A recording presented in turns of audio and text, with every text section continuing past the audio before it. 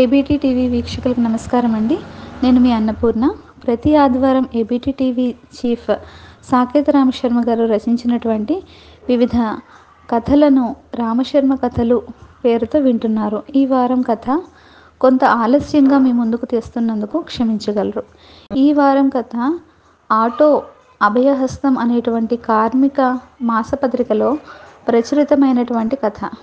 శ్యామ్ సుందర్ గారి మధురమైన స్వరంలో ఈ కథను వినబోతున్నాం. ఇక కథలోకి వెళ్దామా? రామశర్మ కథలు అందులో భాగంగా ఈరోజు కథ ఆటో. అది ఒక మిడిల్ క్లాస్ ఫ్యామిలీ అద్దె ఇల్లు. మామూలుగా అయితే దాన్ని అద్దె కొంప అంటారు. కానీ ఆ ఇంటి ఒద్దిక పద్ధతి, ఆ ఇంట్లో ఉండే పెద్ద మనిషి, ఆయనను తూచా తప్పకుండా ఫాలో అయ్యే కుటుంబ సభ్యులను బట్టి దానిని కొంప అనబుద్ధి కాదు. ఇంట్లో అన్నీ ఉన్నాయి. టీవీ, కంప్యూటరు, ఒక డబుల్ కాటు, 2 సింగిల్ కాట్స్, డైనింగ్ టేబుల్, అన్ని రూములలో సీలింగ్కి వేలాడుతున్న ఫ్యాన్లు, అన్నింటికి మించి ప్రతి రూమ్లోనూ గోడలకు వేలాడుతున్న రకరకాల దేవుళ్ళ ఫోటోలు. వంటింట్లో నడివయసు స్త్రీ పిల్లలకి టిఫిన్ బాక్సులు సర్దుతోంది. భర్తకు కూడా 2. పూజా మండపం వద్ద నుంచి లేచాడు చారి.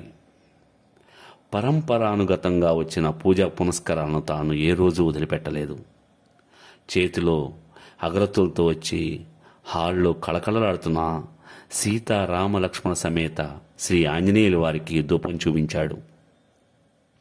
అప్పటికే ఆ ఫోటోకి పూలమాల అలంకరించింది పెద్దమ్మాయి. తులసి కోట వద్దకు వెళ్ళాడు ప్రదక్షిణాలు చేయడానికి.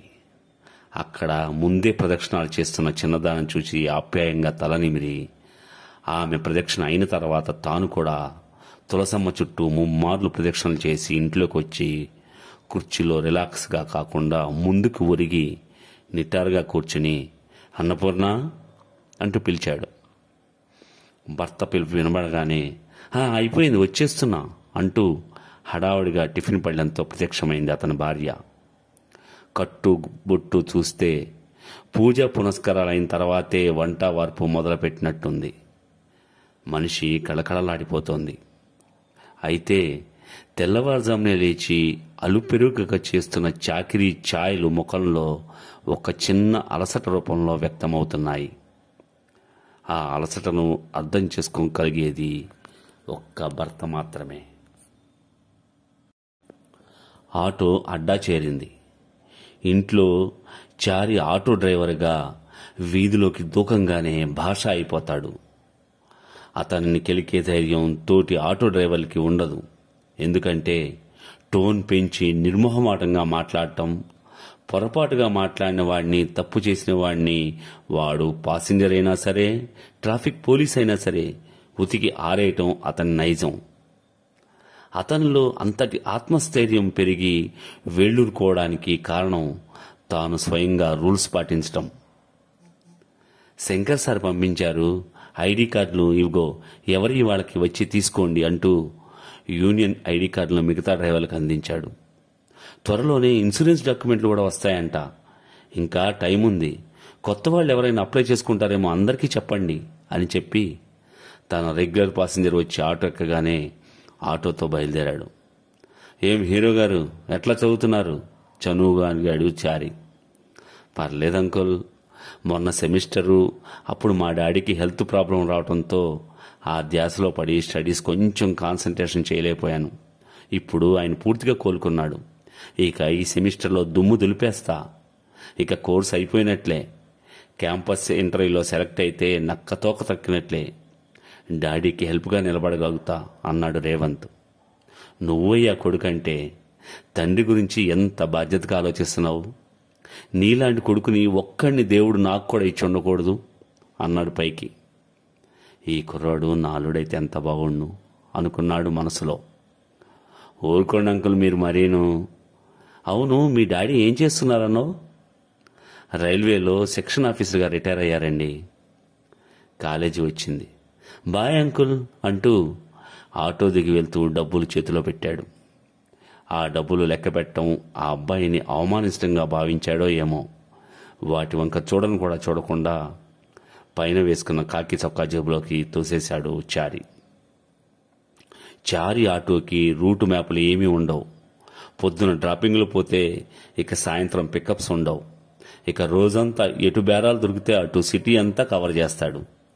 మధ్యాహ్నం ఏదో పార్కులో చెట్టు కింద కూర్చుని ముఖం కడుక్కుని నింపాదిగా కూర్చుని 2 బాక్సులో 1 బాక్సులో వాటితో లంచ్ పూర్తి చేస్తాడు. మరో చిన్న బాక్సు సాయంత్రం 4 గంటలకు స్నాక్స్ లాగా తింటాడు. మధ్యలో టీలు సరే. రాత్రి పొద్దుపోయేదాకా ఆటో నడుపుతాడు. జనజీవనంతో పెనవేసుకున్న వృత్తి కావడంతో మనుషుల ప్రవృత్తులను బాగా చదివే అవకాశం దక్కింది చారికి. మధ్యాహ్నం 3 గంటలవుతోంది. నిర్మానుష్యమైన రోడ్డు పక్కన ఆటో ఆపి పాసింజర్లు ఎవ్వరూ లేకపోవడంతో ఎఫ్ఎంలో పాటలు వింటూ ఆ రోజు న్యూస్ పేపర్ తిరిగేస్తున్నాడు చారి. ఇంతలో పక్కనే మరో ఆటో వచ్చి ఆగింది. భయ్యా, నా ఆటో ట్రబుల్ ఇచ్చింది, కొద్దిగా వీళ్ళని మీ ఆటోలకు షిఫ్ట్ చేసుకుంటావా అడిగాడు ఆటో డ్రైవరు. ఎక్కడికి వెళ్ళాలి అడిగాడు చారి. నెక్లెస్ రోడ్డు, 100 రూపాయలు ఇస్తారు అన్నాడు ఆటో అతను. సరే రమ్మను. వెళ్ళండి, ఆ ఆటో ఎక్కండి. పక్క ఆటోలోంచి వయసులో ఉన్న జోడీ దిగి తన ఆటోలోకి ఎక్కారు. ఇద్దరు తుళ్ళిపడటంతో అక్కడి దిగి ఇక్కడ ఎక్కే గ్యాపులో కూడా ఒకరినొకరు వదలకపోగా ఒకరి మీదకొకరు వాలిపోవటం గమనించాడు చారి. ఆటో స్టార్ట్ చేసి బయలుదేరాడు. కుర్రోడు భలే స్మార్ట్గా ఉన్నాడు. జీన్స్ ప్యాంటు, షర్టు, వాడి షూ చాలా బాగున్నాడు. ఆ అమ్మాయి కూడా బాగుంది, కానీ ముఖం గుర్తుపట్టకుండా కవర్ చేసుకుంది. తన చిన్న కూతురు వయసు ఉంటుందేమో. పర్సనాలిటీ కూడా అలాగే ఉంది. ఇంత చిన్న వయసులో వీళ్లలో ఎంత తెగింపు ఎలా వస్తుందో అర్థం కావట్లేదు ఆయనకి. తన ఆటోలో ఎక్కాక కూడా ఆ అమ్మాయి నడుం చుట్టూ చేయి వేసి చెయ్యిని తీయలేదు ఆ కుర్రాడు. తండ్రి వయసువాడు ముందు ఆటో నడుపుతున్న స్పృహ, ధ్యాస, సంస్కారం ఏమాత్రం లేవు. అదంతే వయసు. వాడి కళ్ళకి తాను ఆ పిల్ల తప్పితే లోకంలో మరేమీ కనపట్టలేదని, వారిద్దరిది తప్పితే మరి దేనికి ఉనికి అతనికి తెలియట్లేదని అర్థమైంది. దాదాపుగా ఆ పిల్ల అటువంటి పరిస్థితుల్లోనే ఉంది. కాకపోతే తన ఆటో ఎక్కినప్పటి నుంచి ముసుగు మధ్యలోంచి కనపడుతున్న ఆ అమ్మాయి కళ్ళల్లో మాత్రం ఏదో కంగారు ఏర్పడటం గమనించాడు. నెక్లెస్ రోడ్ దగ్గర ఆటో ఆగింది. వాళ్ళిద్దరూ దిగారు. లెక్క చూసి డబ్బులు అప్పచెప్పారు. తన మానాన తాను బయలుదేరాడు చారి. సిగ్నల్ దగ్గర బండి ఆపినప్పుడు గమనించాడు, వెనక సీట్లో ఏదో పర్సు రెడ్ కలర్లో కనిపిస్తోంది. సిగ్నల్ దాటాక ఓ పక్కగా బండి ఆపి దాన్ని తీశాడు. అది ఇందాకెక్కిన అమ్మాయిదిలా ఉంది. ఇతరుల పర్సులోకి తొంగి చూడటం సంస్కారం కాపోయినా అలా చూస్తే గాని వాళ్ళ గురించి తెలియదు కాబట్టి వారి వస్తువుని వారికి అందజేయడానికి కుదరదు. కాబట్టి పర్సు తీసి చూశాడు. ఒక్కసారిగా షాక్ అయ్యాడు. అందులో తన ఫ్యామిలీ ఫోటో. కళ్ళు బయలు కమ్మాయి. మొదటిసారి జర్దా కిళ్ళి వేసుకున్న వాడికి మళ్ళీ ఒళ్ళు చెమట పడుతోంది. ఉతికిన పాతలుంగిన ఆరేసే ముందు పిండితే వచ్చినట్లు శరీరం చెమటలు కక్కుతోంది. ఒక్కసారిగా ఏదో తెలియని నీరసం, షుగర్ డౌన్ అయినట్టు పేషెంట్ లాగా. అదే పర్సులో మరో పక్కగా కనిపిస్తున్న సీతారామాంజనేయ లక్ష్మణ స్వాములు, తన ఇంట్లో ఉండే ఫోటో నకలు తన వంక జాలిగా చూస్తున్నట్లు అనిపించింది. కాసేపు నివాళించుకుని ఆటోని పక్క వీధిలోని నిర్మానుష్య ప్రదేశంలో ఆపుకొని కొంతసేపు స్వగతంలోకి వెళ్ళిపోయాడు. పిల్లల్ని తాను ఎలా పెంచాడు. చిన్నప్పటి నుంచి ఏ విషయంలోనూ ఎవరు వేలెత్తి చూపే అవకాశం లేకుండా చివరికి డ్రెస్ సెన్స్లో కూడా చాలా జాగ్రత్తగా అందరికీ నీతులు చెప్పే తనకే, ఏనాడు రూల్స్ తప్పని తనకే అనుకుని చాలాసేపు బాధపడ్డాడు. ఇంకా ప్రాక్టికల్గా ఆలోచించడం మొదలుపెట్టాడు. పెద్దమ్మాయి డిగ్రీ పూర్తి చేసి బ్యాంకు పరీక్షలకనే ప్రిపేర్ అవుతూ ఇంటి పట్టునే ఉంటుంది. ఇప్పుడు చిన్నదాని విషయం వచ్చేప్పటికీ పరిస్థితి కొంత మెరుగుపడటంతో ఉన్న శక్తినంతా కూడబెట్టుకుని పోయిన ఏడాది బీటెక్లో చేర్పించాడు. పిల్లను తీసుకెళ్ళటానికి కాలేజీ బస్సు వస్తుంది కనుక తన మానాన తాను వెళ్ళిపోతాడు. ఎప్పుడో చీకటి పడ్డాక కానీ ఇల్లు చేరడు. ఆ రోజు ఇంటికి చేరుకున్నా కూడా ఏమీ జరగనట్టే ఆ రాత్రి గడిపాడు. దైవధ్యానం మీద మనసు నిలబడటం లేదు. టీవీ వార్తలైనా చూద్దామని టీవీ నైన్ పెడితే అక్కడ ఆడపిల్లలను ట్రాప్లో పెట్టి జరుపుతున్న అకృత్యాలపై చర్చ. ఈటీవీ న్యూస్లో లవ్ జిహాద్ గురించి హెచ్చరికలు. టీవీ5లో ఎప్పుడుదో ప్రత్యూష కేసు, ఎన్టీవీలో అభయ్ గురించి చెప్పి భయపడవద్దంటున్నారు. కానీ తానేంటో ఆడపిల్ల తండ్రిగా ఏది చూసినా భయపడిపోతున్నాడు ఈ పూట. మనసంతా విపరీతమైన బాధ. గుండెల్ని ఎవరో పిండుతున్నట్లు. నిద్ర పట్టడం లేదు. ఆ రోజు ఆయనకు కాళరాత్రి, నరక యాతన. చారి చిన్న కూతురు స్వాతి మాత్రం తన పర్సు మిస్ చేసుకుంది, డాడీ ఆటోలేననే విషయాన్ని తెలుసుకోలేకపోయింది. పైగా డాడీ తనని గుర్తుపట్టనందుకు థ్యాంక్ గాడ్ అనుకుని మామూలుగానే ఉంది. మర్నాడు తెల్లవారుజామునే తయారైపోయాడు. ఇంట్లో ఉండబుద్ధి కాక ఏదో ఇంపార్టెంట్ పనుందని చెప్పి పెందలాడే అడ్డా చేరుకున్నాడు చారి. అన్నపూర్ణిచ్చే టిఫిన్ బాక్స్ కూడా వద్దన్నాడు. స్వాతి మాత్రం రోజులాగానే కలర్ఫుల్గా తయారై కాలేజీకంటూ బయలుదేరింది. ఏంటంకుల్ అంత దీర్ఘంగా ఆలోచిస్తున్నారు అంటూ రేవంతి పలకరించడంతో ఉలిక్కిపడ్డ చారి, ఏంటి హీరో, ఈరోజు త్వరగా వచ్చావే? రోజులాగా హుషారుగా ఉందామని ప్రయత్నిస్తున్నా అతనిలోని నిరాశ, నిస్పృహలు అతని టోన్ని కంట్రోల్ చేస్తున్నాయి. అది సరే, మీరేంటి అంత డల్గా ఉన్నారు? అబ్బే అలాంటిదేం లేదే అని మొదట అన్నా, నీతో మాట్లాడాలి రాబాబు అంటూ నిర్మానుషంగా ఉన్న ఒక ప్రదేశంలో ఆటో ఆపాడు. చెప్పండి అంకుల్. జేబులోంచి పాస్పోర్ట్ సైజ్ ఫోటో ఒకటి తీశాడు. అది తనకి దొరికిన తన కూతురి పర్సులో ఉంది. ఆ రోజు తన ఆటోలో ఎక్కినవాడిదే. నిజానికి జేబులో స్వాతి ఫోటో కూడా ఉంది. కానీ ఆడపిల్ల ఫోటో, అది కన్న కూతురిది, అలా ఇవ్వడానికి మనసొప్పక ఇవ్వలేదు. ఈ ఫోటో చూడు, ఈ అబ్బాయి గురించి కొంచెం వివరాలు కావాలి అన్నాడు. హేమంత్ మనసులో అనుకున్నాడు రేవంత్. ఈసారి షాక్ అవటం ఆ కుర్రాడి వంతైంది. ఎందుకు అంకుల్, ఏమైంది అన్నాడు. మా ఆటో వాళ్ళకి ఎవరు చెప్పినా ఇది చిటికలో పని.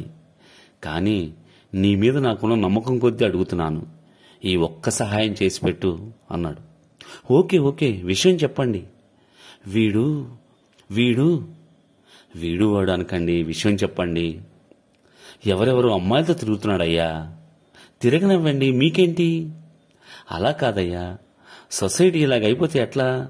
నువ్వు చూడు ఎంత బుద్ధిగా ఉంటావు. ఎవరిష్టం వాళ్ళదండి. అందరినీ నాలా ఉండమని కట్టడి చేయలేం కదా అంకుల్. నువ్వు నాకు సహాయం చేస్తావా చేయవా?